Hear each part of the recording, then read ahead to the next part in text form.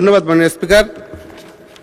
আমি শেখ মঞ্জুরুল হক রাহাত, বাগেরহাট 2 প্রস্তাব করছি খাদ্য মন্ত্রণালয়ের বিষয়ের আলোচনা উত্থাপন কল্পে হিসাবের খাত 148 খাদ্য মন্ত্রণালয়ের শিরোমণাধীন 45 নং দাবি হইতে 568 টাকা হ্রাস করা হোক। মাননীয় স্পিকার, মূল বাজেটে খাদ্য মন্ত্রণালয়ের জন্য যে টাকা বরাদ্দ করা হয়েছিল 8 মাসের মাথায় 683 কোটি টাকা কেন প্রয়োজন? এটা কি পরিকল্পনার ব্যর্থতা, নাকি আগেই কম দেখিয়ে পরে বাজেট পাশ করিয়ে নেওয়ার একটি কৌশল? আজকে আমরা প্রত্যেকটা দপ্তরে, শুধুমাত্র খাদ্য মন্ত্রণালয় নয়, প্রত্যেকটি দপ্তরে দুর্নীতি, অপচয় রোধ এগুলি দূর করার অভাবে সম্পূরক বাজেটের বিশাল অঙ্ক নিয়ে আমাদের মধ্যে বিরোধ তৈরি হয়ে যায়।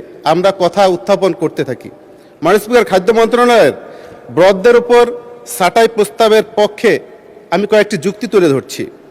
খাদ্য নিরাপত্তা নিশ্চিত করা এই মন্ত্রণালয়ের প্রধান দায়িত্ব হলেও বাস্তবে আমরা কয়েকটি গুরুত্বপূর্ণ ব্যর্থতা দেখতে পাই। তার মধ্যে চাল ও নিত্য প্রয়োজনীয় দ্রব্যের মূল্য নিয়ন্ত্রণের অভাব মন্ত্রণালয় কার্যকর ভূমিকা পালন করতে পারছে না। সাধারণ মানুষ এখনও উচ্চ মূল্যের চাপে কষ্ট ভোগ করছে এবং এই কষ্টের তাড়নায় অনেকাংশে দেখা যায় সাধারণ মানুষেরা বিভিন্ন অপরাধমূলক কর্মকাণ্ডে জড়িয়ে পড়ছে। সরকারি খাদ্যশস্য সংগ্রহ কার্যক্রমে প্রকৃত কৃষকরা ন্যায্য মূল্য থেকে বঞ্চিত হয়েছে।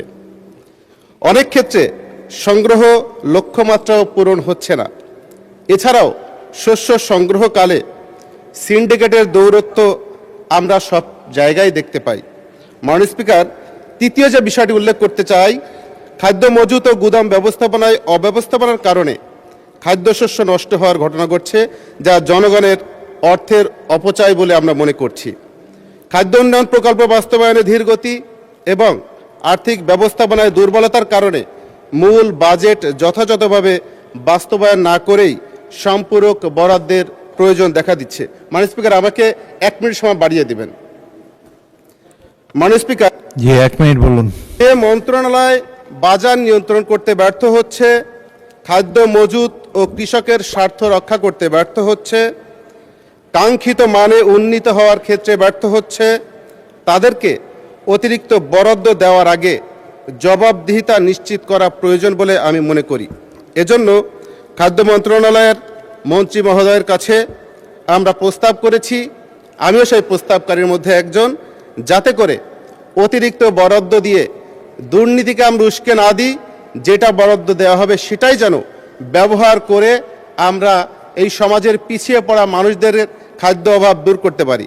ধন্যবাদ মাননীয় স্পিকার।